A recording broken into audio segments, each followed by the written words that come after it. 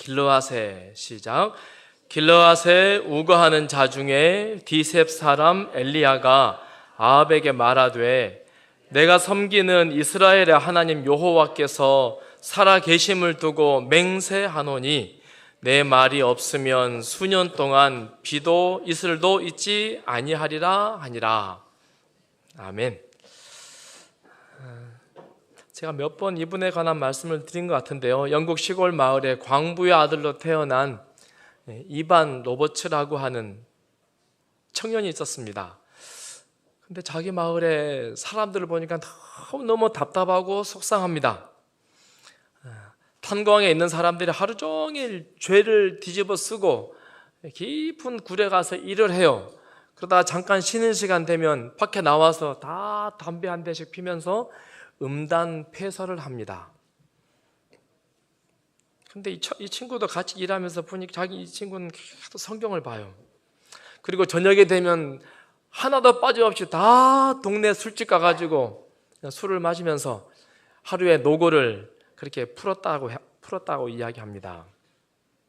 그러나 이반 로버츠는 늘 성경을 들고 읽으면서 10년을 기도합니다. 하나님, 우리 마을에 부흥을 허락하여 주옵소서. 하나님, 내 삶에 성령님 임재하셔서 내가 부흥을 경험하게 해주십시오. 그렇게 간절히 기도했답니다. 몇 년을요? 10년을. 그런데 1904년 어느 날 새벽에 일어나서 하나님, 내 삶에 부흥을 주십시오. 우리 마을에 회복을 허락해 주십시오. 간절히 기도를 하는데 갑자기 그의 마음이 굉장히 뜨거워졌습니다. 그리고 하나님이 나와 함께 하시는구나 라고 하는 그 강한 어떤 하나님의 임재가 느껴지는 거예요. 그리고 그의 마음에 하나님의 속삭이시기를 내가 너에게 부흥을 주겠다. 그리고 너희 마을과 이 나라에 부흥을 허락하겠다 라고 하나님이 이반 로버츠에게 이렇게 말씀하시더랍니다. 그래서 다음 날 교회를 갔어요. 목사님에게, 목사님, 이번 주 목사님 설교 끝난 다음에 제가 교인들에게 꼭 하고 싶은 이야기가 있는데 제게 시간을 좀 주시겠습니까? 그때 목사님이, 아니, 청년이 나무를 한다고 누가 나물까? 난 광고는 해줌세. 그리고는 예배 끝나고 우리 이반 로버츠가 여러분에게 한 말씀 하고 싶답니다. 남으실 분은 남아주세요. 몇 명 남았을까요? 17명이 남았다 그래요. 그리고 이반 로버츠가 이야기합니다. 제가 10년 동안 기도했습니다. 제 삶에 하나님 부흥을 주십시오. 우리 마을에 부흥을 주시고 이 나라에 부흥을 하나님 허락하여 주옵소서 간절히 기도했는데 하나님께서 새벽에 내게 말씀하셨노라고, 부흥을 주겠다고. 그리고 그가 단순하게 사람들에게 말합니다. 여러분, 우리 생각나는 모든 죄가 있거든 하나님께 꼭 고백해야 합니다. 생활 속에서 좋지 못한 습관은 모두 제거해야만 합니다. 성령님의 인도하심에 즉각 순종해야 합니다. 그리고 그리스도를 증거하기 위해서 대중에게 우리 나아가야만 합니다.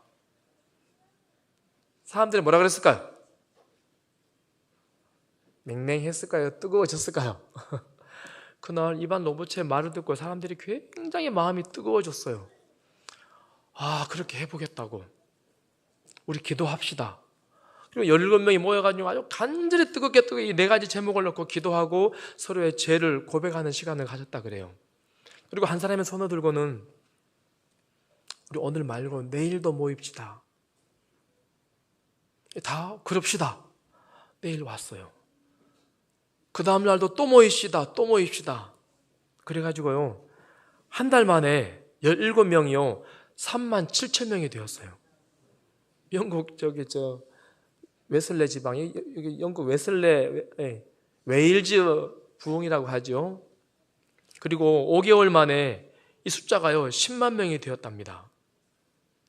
온 동네가 다 예수를 믿기로 결심하고 뜨겁게 기도하는 사람들로 가득 넘친 거예요. 다른 때는 탄광에 가갖고 일하고는 저녁에 와갖고 어디 갔다고요? 다 술집 가갖고 한 잔 먹으면서 그날 있었던 이야기 화법 풀면서 막 싸우기도 하고 막 욕설 그랬는데 사람들이 다 어디 가요? 저녁에? 저녁마다 어디 가요? 교회로 가요. 술집이 다 문을 닫았어요. 범죄율이 순식간에 확 줄었어요. 판사가 판결하다 말고 피고를 향해서 제가 피고를 위해서 기도할 마음이 있습니다. 그리고는 피고를 위해서 간절히 기도해요. 그랬더니 그 죄인이 저도 예수님을 믿겠습니다. 그런 기록도 그 기록 가운데 있다 그래요. 결국에 영국에 200만 명이 하나님을 만나고 주님께로 돌아온 특별한 부흥의 역사가 있었다라고 합니다. 우리 성경을 가만히 보면은요, 진짜 뜨겁게 간절히 기도했던 하나님의 사람 한 사람 때문에 부흥이 일어나는 그런 일들, 역사를 가운데 정말 많이 우리가 경험하게 되는 것 같습니다. 누가 우리 빛고울 교회에, 이 나라에 부흥을 위해서 이반 로버트처럼 간절히 기도하시겠습니까? 빛고울 가운데 그 한 명이 누가 되시겠습니까? 여러분 되어보시겠습니까? 저는 정말 감사하게도 우리 성도님들 가운데 가끔 그런 분들이 계셔요. 목사님, 제가 목사님을 위해서 날마다 기도합니다. 얼마나 감사한지 모르겠습니다. 뿐만 아니고 우리 교회의 아름다운 부흥을 위해서 우리 교회가 정말 성령 충만한 교회가 될 수 있도록 누가 기도하겠습니까? 우리 함께 우리 교회의 부흥을 위해서 이 나라의 특별한 하나님의 역사를 위해서 기도하시는 우리 빛고울 모든 성도들이 되기를 간절히 소원합니다. 우리가 오늘 읽을 엘리야는 그런 사람이었습니다. 우리 엘리야 잘 아시죠? 어느 날 자기가 보니까 사람들이 하나님 믿는 사람들이 없어요. 그래서 갈멜산에다가 제단을 2개 세워놓고 누가 진짜 하나님인가 우리 대결하자. 목숨을 걸고 대결하자. 바알신이냐 아니면 여호와 하나님이냐. 어떻게 되었습니까? 엘리야 이겼어요. 엘리야가 간절히 기도하니까 하늘에서 불이 확 내려왔어요. 850명을 다 기드론 시내에 가서 다 죽였다라고 해요.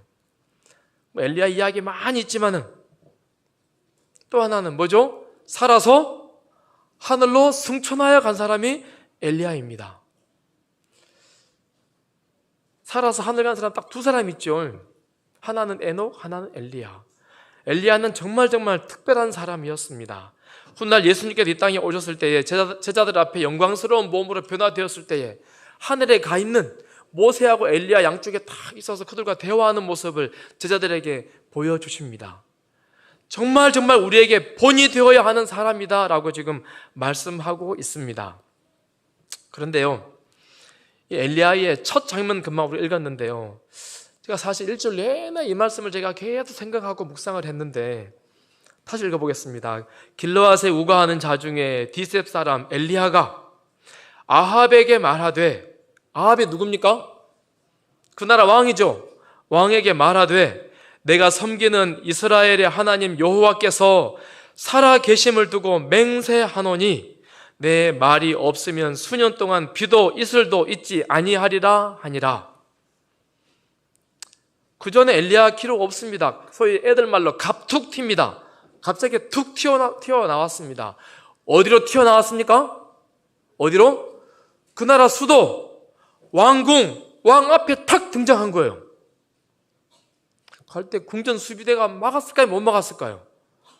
보면 어디서 오셨습니까? 묻잖아요. 여기 문서전도 하는 우리 집사님 계시죠? 제가 문서전도 우리 신학과 다닐 때 교육받을 때요, 회장실이고 사장실이고 들어갈 때 노크하고 절대 이렇게 하지 말라고 배웠어요. 어떻게 합니까? 네, 당당하게 문 열고 들어가서는 자, 회장님 계십니까? 잠깐 어디서? 회장님 계시냐고요? 회장실 문을 바로 열라 그랬어요. 회장이 누구시냐고. 근데 엘리야는 그런 사람이었어요. 아니 어디서 오셨냐고 누구냐고 누가 아마 따지고 물었겠지요. 그러나 됐다고, 임금님 계시냐고 신속하게 갔습니다. 여러분, 갑자기 하는 말이 뭐라 그래요? 이스라엘의 하나님 여호와께서 살아계심을 두고 맹세하노니 내 말이 없으면 수년 동안 비도 이슬도 있지 아니하리라 하니라. 하나님의 이름을 두고 맹세합니다. 지금부터 내가 말하지 않으면 하늘에서 비나 이슬이나 없을 것입니다. 왕이 어떻게 생각했을까요? 허름하고 남루한 사람이 와갖고 뜬금없이, 아니 신하가 누가 왕 찾으러 왔습니다 말도 안 했는데 갑자기 왕궁 앞에 서가지고는 자기가 말을 하지 않으면 이제 비도 이슬도 없다 그래요. 왕이 뭐라 그랬을까요? 에그머니나 했을까요? 저런 미친놈이 저 정신없는 놈, 아마 그랬을 것 같아요. 근데 우리가 아시는 것처럼 엘리야가 정신 나간 사람입니까? 아니요. 하나님의 기별을 갖고 온 사람이었습니다. 특별히 제가 주목해 보는 문장은요, 하나님 여호와께서 살아 계심을 두고 맹세하노니, 하나님의 이름으로 하나님을 두고 맹세한다고 이야기합니다.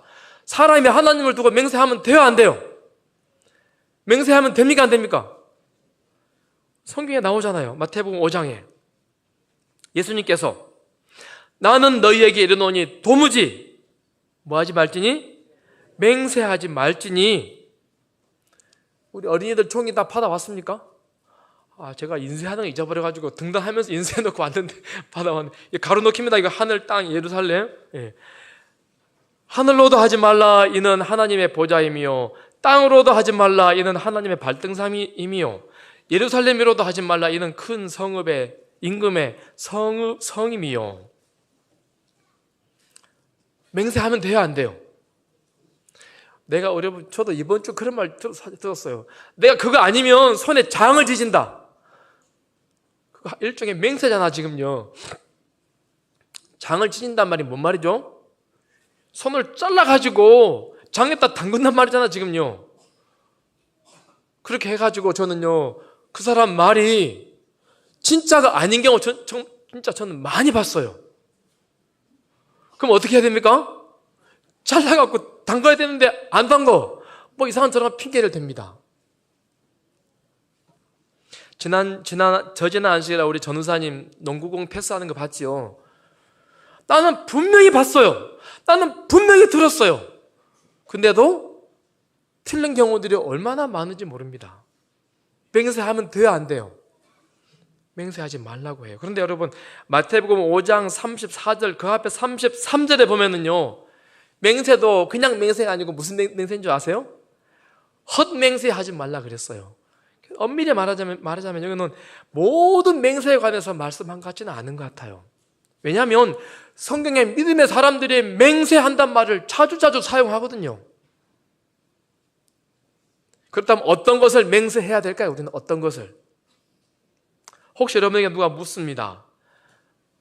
하나님께서 세상을 만들었습니까? 정말요? 진짜요?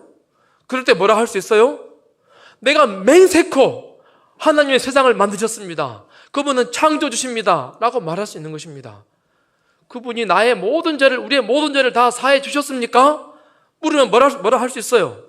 내가 맹세코 단언하건대 하나님이 나의 모든 죄를 다 사하셨습니다. 그분이 재림하십니까? 에이, 진짜요? 뭐라고 말한다고요? 맹세코 내가 단언합니다. 하나님은 반드시 재림하십니다. 그럴 때 맹세 쓸 수 있는 거예요. 하나님의 변함없는 진리에 관해서 우리가 맹세할 수 있습니다. 엘리야가 맹세합니다. 뭐라고 맹세해요? 내 말이 없으면 하늘에서 뭐가 내리지 않아요? 비도 이슬도 절대 내리지 않을 것입니다 하고 맹세합니다. 엘리야가 왜 맹세했을까요? 엘리야가 맹세한 이유가 무엇입니까? 야고보서 5장에 보면요, 엘리야가 그렇게 말했던 비결을 이렇게 소개합니다. 같이 읽습니다. 엘리야는 시작. 엘리야는 우리와 성정이 같은 사람이로되 그가 비가 오지 않기를 간절히 기도한즉 3년 6개월 동안 땅이 비가 오지 아니하고 다시 기도하니 하늘이 비를 주고 땅이 열매를 맺었느니라. 엘리야가요, 하나님 비가 오지 않게 해주십시오라고 기도합니다. 얼마나 기도했을까요? 얼마나 간절히 기도했더니 비가 얼마 동안 오지 않았어요? 3년 6개월 동안 비가 오지 않았답니다. 어떻게 엘리야가 하나님께 기도하고 나니까 하나님 뭔가 말씀하셨을까요?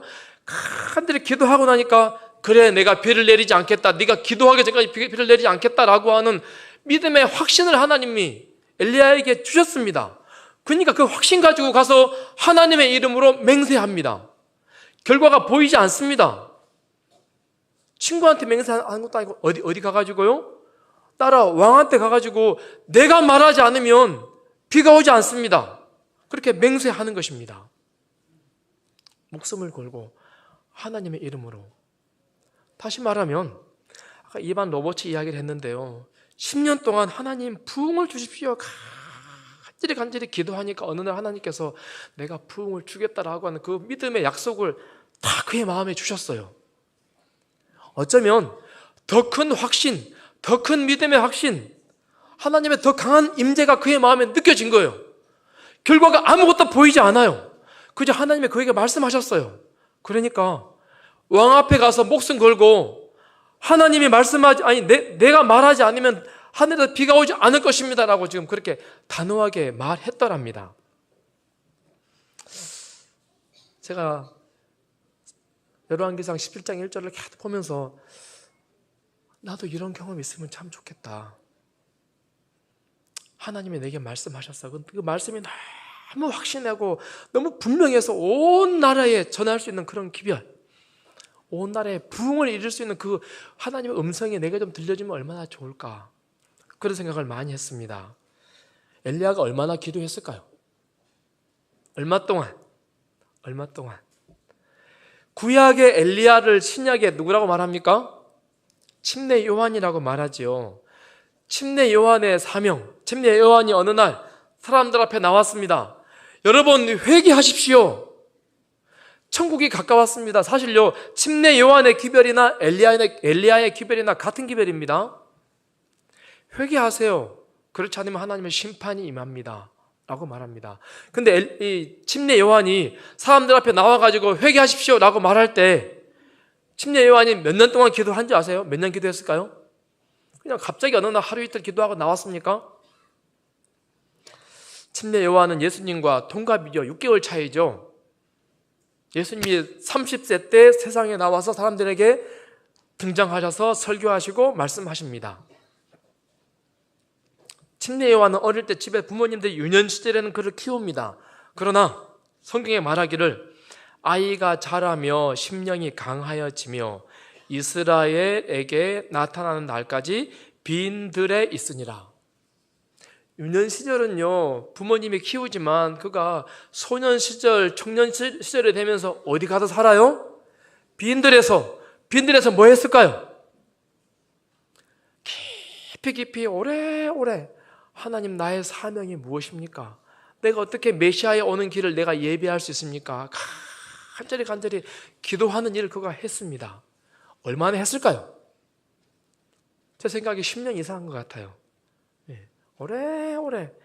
그래서 그가 간절히 기도하고 성령의 음성에 의해서 자 이제 나갈 때가 되었다, 다시 나왔어요.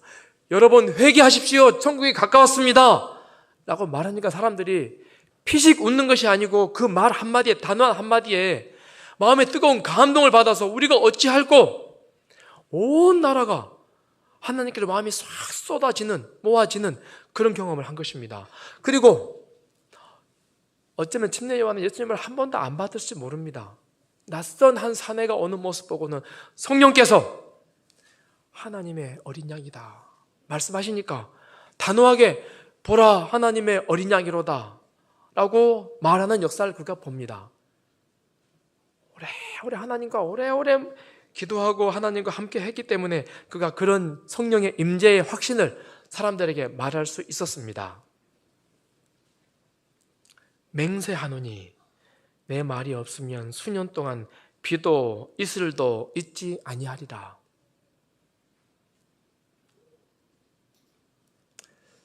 성령의 임재가 내게 조금만 하셔서 하나님이 나와 함께 계셔서 내 말이 떨어지지가 않아요.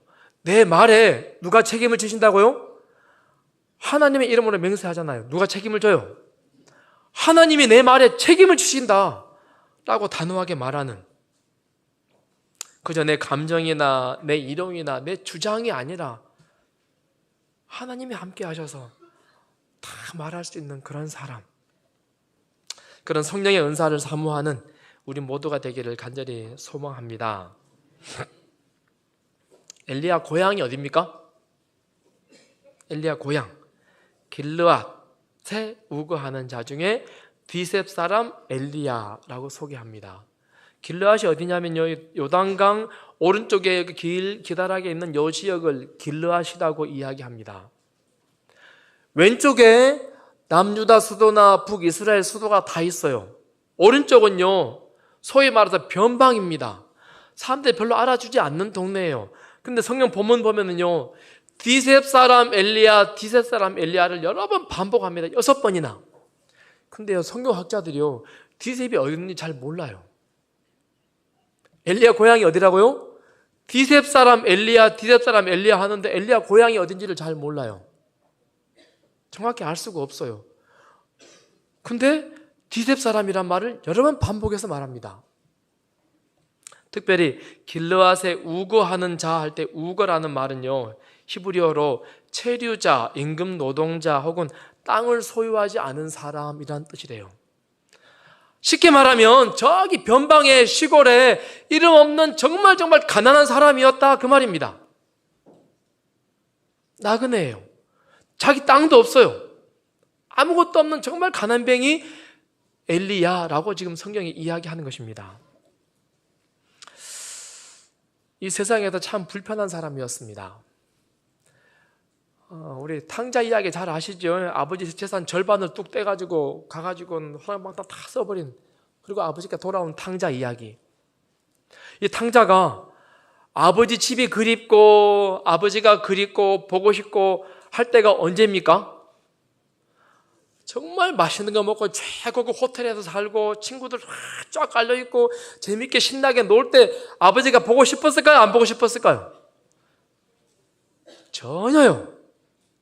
제가 호남 삼육 고등학교 다닐 때, 우리 애들도 저를 닮아도 그런 것 같은데요, 집에 절대 전화 안 합니다. 딱 한 번 전화해요. 언제 전화할까요? 어떻게 아십니까? 내가 궁색하지 않을 때는 부모님 전혀 생각나지 않아요. 친구들은 학교 잘 다니고 뭐 맛있는 거 사 먹고 잘 치는데 돈 떨어지면 아차, 아버지가 생각이 나는 거예요. 집에 전화하면 두말도 하지 않고 돈 떨어졌냐? 우리 애들도 그런 것 같다 보니까 아빠 닮아가지고. 사람은요, 넉넉할 때, 잘 나갈 때는요, 하나님 찾지 않아요. 내가 궁색해지고 정말 인생의 쓴맛을 보고 고난을 닥치고 참 배가 고플 때 하나님이 보고 싶고 하나님이 그리워지고 그래요. 여기 저 누구요? 탕자도 그런 거 아니겠습니까? 여러분 혹시 하나님 보고 싶을 때 있습니까? 네, 힘드신 분들이신 것 같은데. 혹시나 여러분 인생의 쓴맛, 내가 이렇게 고난이 많을까, 내가 인생에 힘이 들까 라고 하는 그런 마음, 그런 상황에 처하신 분 계시면은요, 하나님이 내가 너하고 정말 가까이 있고 싶다 라고 하는 하나님의 사인입니다. 어떻게 해야 합니까? 무릎 꿇고, 하나님, 저도 하나님 보고 싶습니다. 하나님, 나의 삶에 이러이러한 문제가 있습니다. 하나님 꼭 개입해 주십시오. 하나님 도와주세요. 내가 철없는 아이여서 용돈 떨어질 때만 하나님 찾는데 그런 사람입니다. 그러나 하나님, 지금 용돈이 떨어졌습니다. 도와주세요. 하나님, 혹시 인생의 질고를 겪거든 더 많이 하나님과 더 깊이 친해지는 우리 모든 성도들이 되기를 간절히 소원합니다. 엘리야는 그런 사람이었다고요.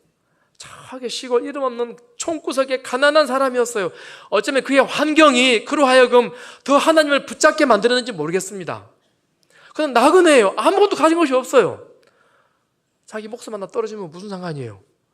당당하게 나가서 내가 하나님의 이름으로 맹세하노니 내 말이 없으면 다시는 비가 오지 않을 것입니다 라고 말합니다. 그렇다면 이 시골 사람 한적한 곳에 있던 엘리야가 왜 갑자기 그런 기도를 하게 되었을까요? 엘리야는 우리와 성정이 같은 사람이로되 그가 비가 오지 않기를 간절히 기도한즉 다시 기도하니 하늘이 비를 주고. 혹 여러분 이런 기도 들어보셨습니까? 하나님, 저를 좀 징계해 주십시오.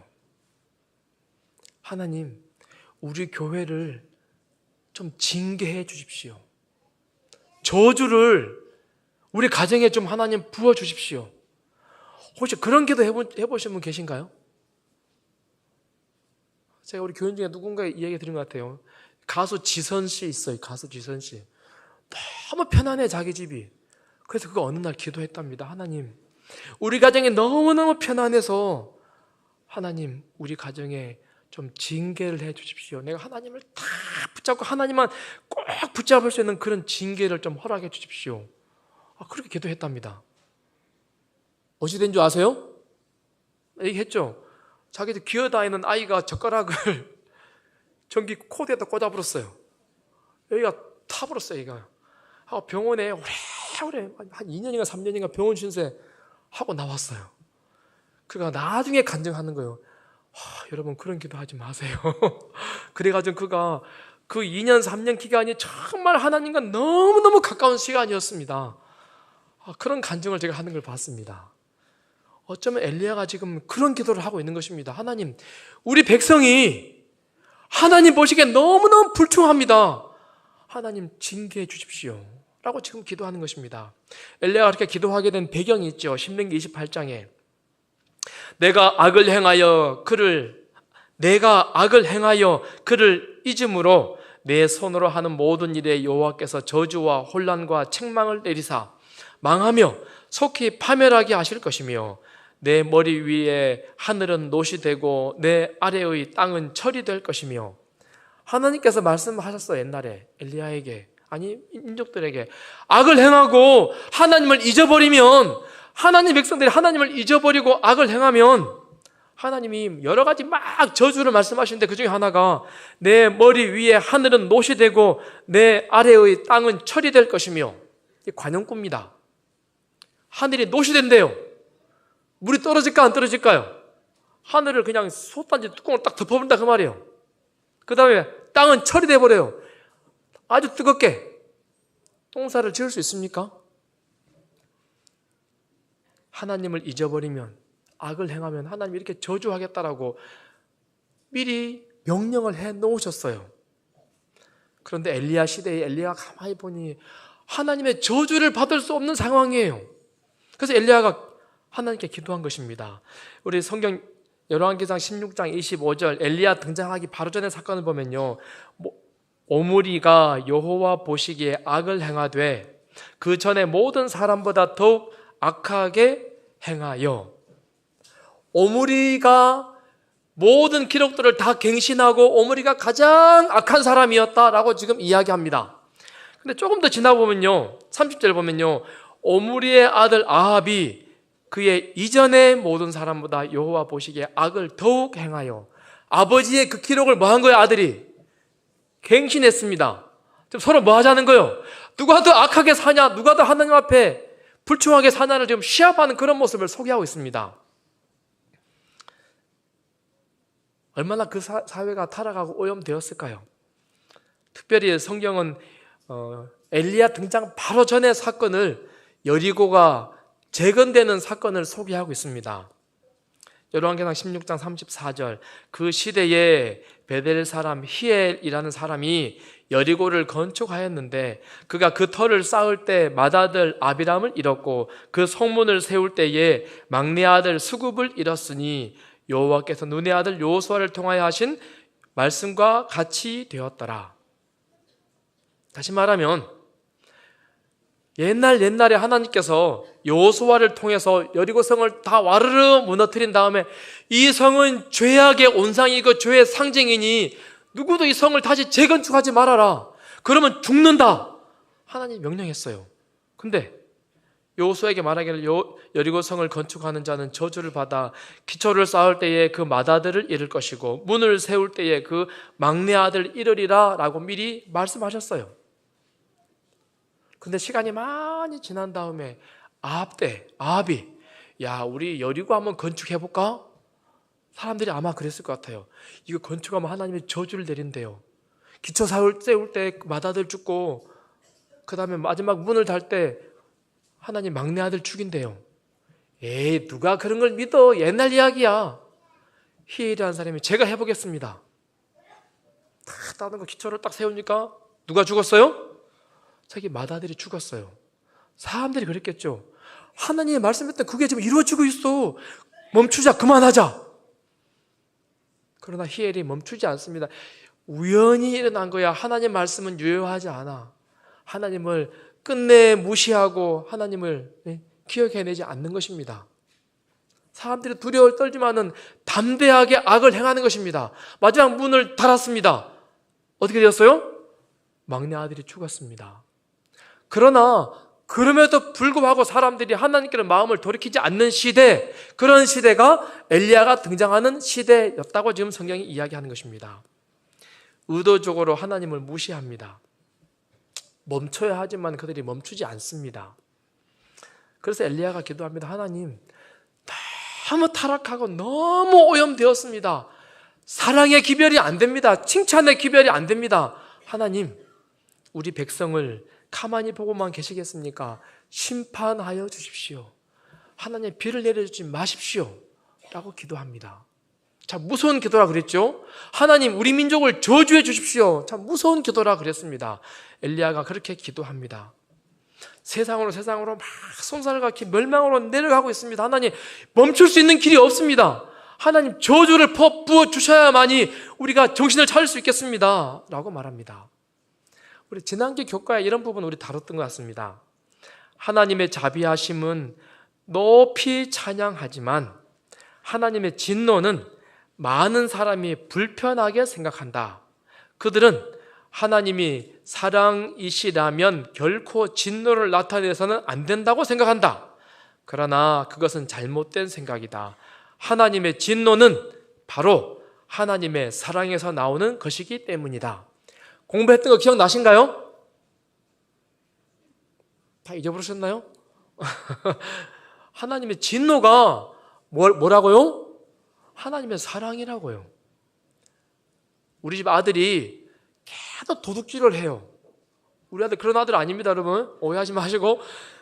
계속 도둑질을 하고 계속 거짓말을 해요. 그럼 아빠가 어떻게 됩니까? 잘했어. 잘했어, 아들. 넌 더 훌륭한 사람이 될 거야. 요리해야 됩니까? 이놈의 자식하고 한번 혼을 내야 됩니까? 우리 안지사님 놔둬야 됩니까? 내가 갑자기 걱정되는 이분이 계시니까. 예. 잘못된 길을 갈 때는 따끔하게 혼을 내야 됩니다. 그리고 하나님이 무조건 잘한다 복만 주는 분이 아니라 혼도 내시고 확 끌어안는 그런 하나님을 보여주셔야 하는 것입니다. 그래서 엘리야가 지금 그렇게 기도하는 것입니다. 하나님, 이 백성이 다 타락하고 다 오염되었습니다. 하나님, 좀 징계 좀 해주세요. 하나님, 왜 보고만 계십니까? 우리가 아시죠? 이스라엘 백성들이 출애굽 해가지고 그 노예들을 다 끄집어내가지고 하늘에 불기둥, 구름기둥 다 품어주고 날마다 만나를 먹여주시고 심지어 입은 옷도 해지지가 않아요. 40년을 입어도 안 떨어져요. 신발도 안 떨어져요. 하나님이 전쟁하고 나면 다윗 시대에는 전쟁하는 데마다 다 이기게 하세요. 나라가 아주 부강해졌습니다. 많은 복을 주셨어요. 엄청나게 사랑해 주셨습니다. 그러나 백성들이 어떻게 합니까? 그러면 그럴수록 더 곁길로 계속 가는 것입니다. 그리고는 기록을 계속 갱신합니다. 사실 엘리야의 이 기도는요, 열왕기상 17장 1절의 이 기도는요, 우리 모두가 해야 되는 사명입니다.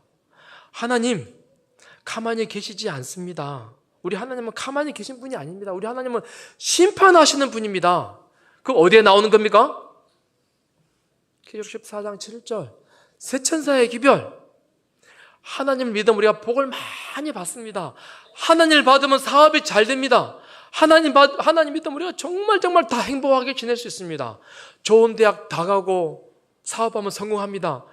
이거 마지막 시대에 엘리야들이 전해야 하는 기별은 이겁니다. 그가 큰 음성으로 이르되 하나님을 두려워하며 그에게 영광을 돌리라. 이는 그의 심판의 시간이 이르렀음이니 하늘과 땅과 바다와 물들의 근원을 만드신 이를 경배하라 하더라. 엘리야 이야기죠, 사실은요. 엘리야가 무엇을 가지고요? 오래 기도하고, 하나님 이렇게 안 되겠습니다. 하나님 오래 기도한 다음에 누구한테 갔다고요? 왕한테. 우리로 말하자면 어디 간 거예요? 대중 앞에 나간 거예요. 여러분, 세상이 다 되었습니다. 하나님의 심판하실 시간이 되었습니다. 돌아오십시오. 하나님의 저주가 임합니다. 여러분 빨리 돌아오세요 라고 말하는 역할을 우리가 해야 한다라고 하는 것입니다. 침례 요한의 역할도 같습니다. 요한이 침례받으러 나오는 무리에게 이르되 뭐라고 한다고요? 이 독사의 자식들아. 누가 여러분한테 독사의 자식 하면 여러분 어쩔까요? 가면 안 놔두겠죠. 근데 사람들한테 독사의 자식들아, 누가 너희에게 일러 장차올 진노를 피하라 하더냐? 그러므로 회개에 합당한 열매를 맺고 속으로 아브라함이 우리 조상이라 말하지 말라. 이미 도끼가 나무 뿌리에 놓였으니 좋은 열매 맺지 아니하는 나무마다 찍혀 불에 던져지리라. 나무를 찍어버리려고 이거 도저히 안 되겠다, 이제 죽여버리겠다 하고는 도끼를 갖다가 대고는 들어 올리는 장면이다 라고 지금 이야기합니다. 그리고 도끼를 내려찌면 어떻게 됩니까? 나무가 찍혀 넘어지는 것 아닙니까? 사랑하는 성도님들, 진노도 하나님의 사랑입니다. 사회가 정의롭지 못할 때 심판이 필요합니다. 창조 질서가 어긋날 때 하나님이 심판하셔서 다시 회복시켜야 합니다. 사회적 약자가 고통당하고 있을 때는 징계가, 심판이 있어서 바르게 정의가 세워져서 그들을 돌볼 수 있도록 해줘야 합니다. 그냥 놔두면 인간이 이기적으로 계속 흘러갈 수밖에 없습니다. 하나님의 심판의 시대가 심히 가까이 오고 있습니다. 지난주에 우리 문길남 성도님 오셨습니까? 안 오셨습니까? 네. 갑자기 저한테 전화를 했어요. 목사님, 지금 제가 청송 지나고 있는데, 창문 열고 청송을 지나고 있는데 목구멍이 맥혀가지고 제가 문을 열 수가 없습니다. 아니요, 산불 끝난 지가 언젠데요? 아니요, 창문 열고 지금 지나갈 수가 없어요. 지금 연기가 모락모락 나오는데 너무 맥혀합니다. 참, 지도 보니까요, 저쪽 영남부 막 산불이 저 장난 아니죠. 보니까 우리 집 하동 건너, 선진강 건너는데 하동도 하마터면 우리 동네까지 불탈 뻔했는데 다행입니다. 어제 뉴스 보니까 미국에 또 산불이 일어났습니다. 뉴저지주에. 역대급 제2위랍니다. 현재까지. 얼마나 많이 불이 타버렸는지요. 동아일보 한 신문 기사를 제가 캡처해 왔는데요. 보니까 2013년 지나고 14년부터 갑자기 산불이 이게 산불 빈도가 훨씬 세계적으로 늘었다라고 하는 거예요. 무슨 이야기입니까? 캐나다에 2023년도에 산불이 났어요. 남한 면적 40%가 탔다 그래요. 어마어마하게. 뭐 산불 이야기만 해도 끝없이 그리고 어제 저녁인가요? 또 여기 DMZ 우리 여기 어디죠 거기? 철책선 너머에 산불 나가지고요 12시간을 탔다 그래요. 막 헬기들이 막 휘져서 넘어가고 막 불 끄는 장면을 봤어요. 나라가 왜 그렇습니까? 온 세상이? 어디 산불뿐입니까? 뭐 마지막 재앙에 관해서 재림의 징조 말하려면 끝이 없잖아요. 지구 온난화 때문에, 폭염 때문에, 수해 때문에, 바이러스 때문에, 뭐 지진 때문에 어마어마한 일들이 얼마나 많이 우리 주변에 일어나고 있습니까? 그런데 여리고를 건축하던 시대처럼 에이 별거 아니야, 하나님이 마태복음에 말씀하신 징조들을 보고 있으면서도 불구하고 에이 별거 아니야, 그의 마음들, 우리 마음들이 계속 강팍해 해주고 무뎌지고 있습니다. 그래서 마지막 시대에 셋째 천사의 기별, 첫 번째 기별, 하나님의 심판하실 시간이 이르렀으니 하나님을 두려워하며 그에게 영광을 돌리십시다라고 말하는 사람들이 등장해야 한다는 것입니다. 누가 그런 사람이 되겠습니까? 누가 엘리야처럼 왕 앞에 가가지고 담대하게 말씀을 전하겠습니까? 누가? 할 수 있습니까, 여러분? 그거 하기 위해서 우리가 뭐 해야 돼요? 엘리야처럼, 침례 요한처럼 간절히 하나님 부흥을 주십시오. 하나님, 나를 주님 앞에 굴복시켜 주옵소서. 내게 부흥을 주십시오. 이 나라를 불쌍히 여겨 주십시오. 누가 그렇게 간절히 기도하시겠습니까? 이반 로버츠처럼 그런 사람들이 우리 빛고울 교회에 많이 일어나게 되기를 간절히 소원합니다. 언젠가 기사 보니까 이런 기사가 있어요. 불타는 지구 2050년 되면 인간 몇 %가요? 90%가 멸종될 수 있다. 메이저 신문은 아니지만은요, 그런 기사가 있어요. 얼마 남았습니까? 인간 90% 안에 들 수 있습니까, 여러분? 이런 연예 프로그램들 굉장히 많이 합니다. 지구가 정말 멸망이 아주 그냥 심각하게 위기여서 우리 지구가 얼마 못 뱉는다는 그런 기사들이 우리 주변에 얼마나 많은지 모릅니다. 이럴 때 누가 엘리야가 되겠습니까?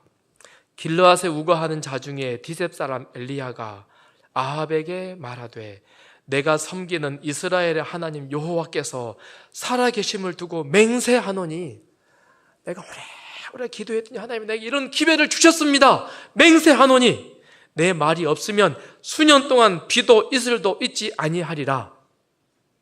그렇게 담대하게 말할 수 있는, 하나님께 기회를 받을 수 있는 우리 모든 성도들이 되기를 간절히 바라며 말씀을 줄이겠습니다.